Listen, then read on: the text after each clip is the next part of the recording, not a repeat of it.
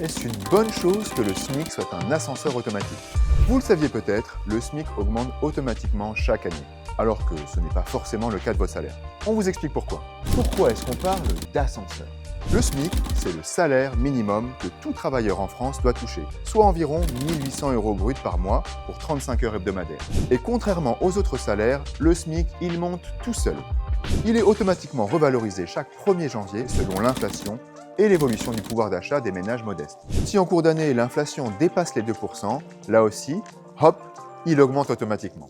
Et enfin, le gouvernement peut décider de lui donner un coup de pouce supplémentaire quand il le souhaite. Pour les autres salaires, les augmentations automatiques sont interdites par la loi.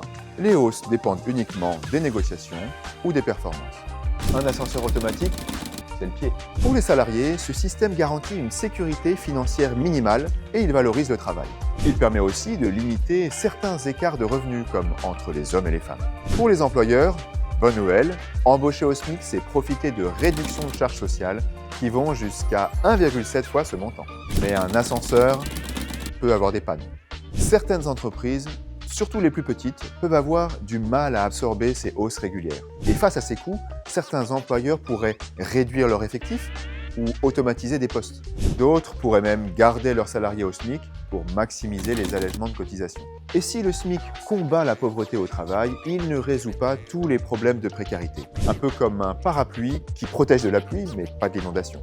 L'enjeu est donc de trouver le bon équilibre. Un SMIC qui protège les travailleurs sans fragiliser les entreprises qui les emploient. Un exercice d'équilibriste permanent pour notre économie. Si vous avez d'autres questions d'économie qui vous trottent dans la tête, laissez-les en commentaire. À très vite.